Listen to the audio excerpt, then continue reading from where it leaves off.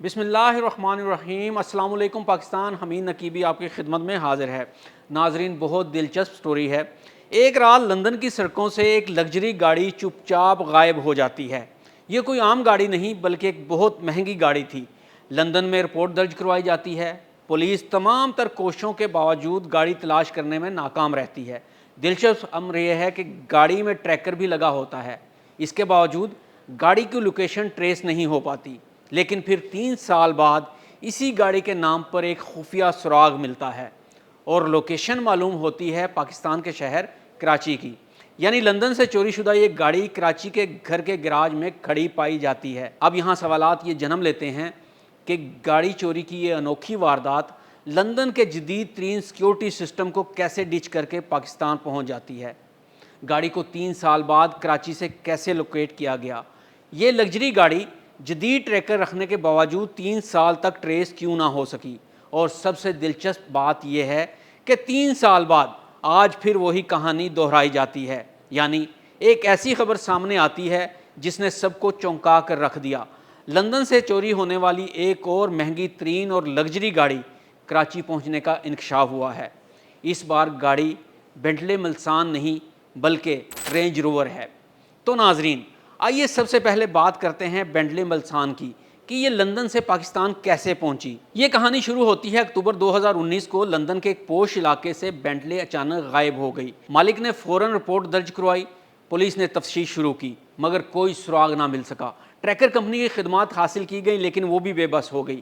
اس سے پولیس کو پہلا سراغ یہ ملا کہ یہ گاڑی عام چوری کا معاملہ نہیں بلکہ کسی پیشہ ور گروہ کی کارروائی معلوم ہوتی ہے۔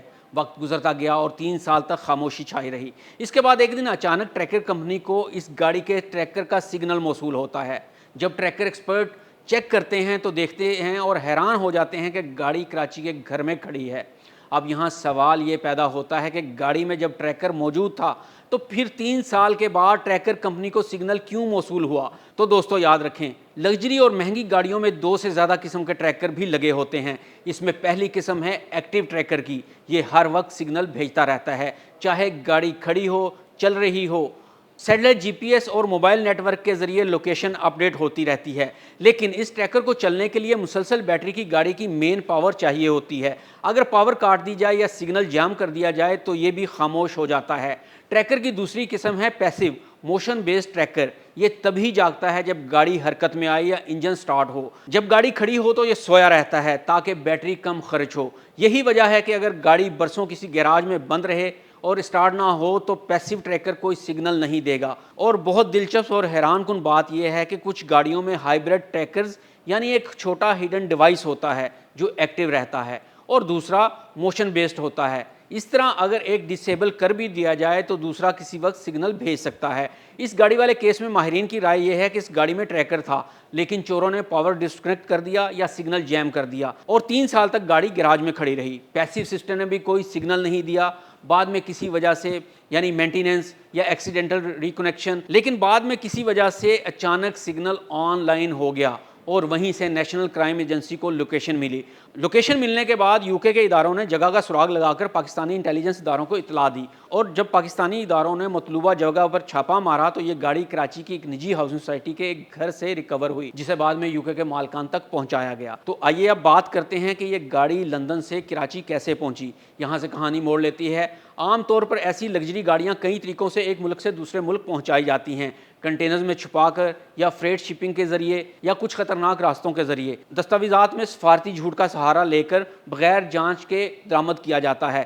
اس کیس میں رپورٹیں کہتی ہیں کہ گاڑی کو یورپ کے راستے یا کسی تاجر کے ذریعے ٹرانزٹ کر کے پاکستان لایا گیا، ممکنہ طور پر دستاویزات میں چلاکی کر کے۔ کراچی پہنچنے کے بعد اسے شہر کے ایک پوش علاقے کے گھر کے گراج میں چھپا دیا گیا۔ تو آئیے اب بات کرتے ہیں رینج روور کی۔ یہ لندن سے چوری ہو کر کراچی کیسے پہنچی؟ ہمارے ساتھ موجود ہیں سینئر کرائم رپورٹر معراج اختر۔ جی معراج اختر صاحب، بتائیے گا یہ گاڑی لندن سے کراچی کیسے پہنچی؟ مکمل سٹوری سے ہمیں اپڈیٹ کریں شروع سے لے کر آخر تک۔ اس بار بڑی ایک عجیب سی بات ہوئی ہے اور ایسا انکشاف ہوا ہے جس نے واقعی سب کو حیران بھی کر دیا ہے۔ تو یہ انکشاف ایسے ہوا کہ انٹرپول پولیس مانچسٹر یعنی کہ برطانیہ سے انٹرپول پولیس نے جو ہے وہ کراچی پولیس سے رابطہ کیا۔ کراچی میں جو اینٹی وہیکل لفٹنگ سیل ہے اس کو انہوں نے ایک لیٹر لکھا ہے انٹرپول پولیس نے کہ 22 نومبر 2022 کو जो बरतानिया का इलाका है, मैनचेस्टर शहर है मैनचेस्टर, और वहाँ का एक इलाका है हीरो गेट। वहाँ से एक जो है महंगी तरीन गाड़ी है रेंज रोवर, वो चोरी हुई। जिसके बाद उसको तलाश करते रहे, लेकिन उसका जो है वो ट्रैकर जो है वो उस कनेक्शन में नहीं रहा और उससे राब्ता नहीं हो पा रहा था। बहरहाल वहाँ की पुलिस तो काम करती है और वो काम करती रही और बार बार ट्रैक करने की कोशिश की जाती रही उसको। तो चंद रोज कबल जो है वो ट्रैकर के जरिए गाड़ी ट्रैक हुई, और गाड़ी ट्रैक होने के बाद ये इंकशाफ हुआ कि जनाब वो गाड़ी मैनचेस्टर में या बरतानिया के किसी शहर में नहीं, बल्कि पाकिस्तान के शहर मेगा सिटी कराची में मौजूद है, कराची के इलाके सदर में मौजूद है। तो इस हवाले से उन्होंने लेटर लिखा है इंटरपोल पुलिस ने यहाँ पर एवीएलसी पुलिस को, और एवीएलसी पुलिस से दरख्वास्त की है, उनको लोकेशन भी दी गई है, उनको ये भी बताया गया है कि ये जो गाड़ी है वो सदर के इलाके में कोरिंगी रोड के इलाके में देखी गई है, मतलब उसमें लोकेट हुई है, लोकेशन आई है इसकी। तो वो तमाम चीज़ें जो है वो एवीएलसी पुलिस से उन्होंने शेयर की हैं, और 26 सितंबर को ये लेटर लिखा गया था, उससे चंद रोज कबल इस हवाले से हमारी बात हुई। हमजा शेख हैं जो कि एसएसपी एवीएलसी हैं, तो उनका ये कहना है कि इस तरह का लेटर बिल्कुल उनको मौसूल हुआ है और इस हवाले से वो तफ्तीश और तहकीक कर रहे हैं।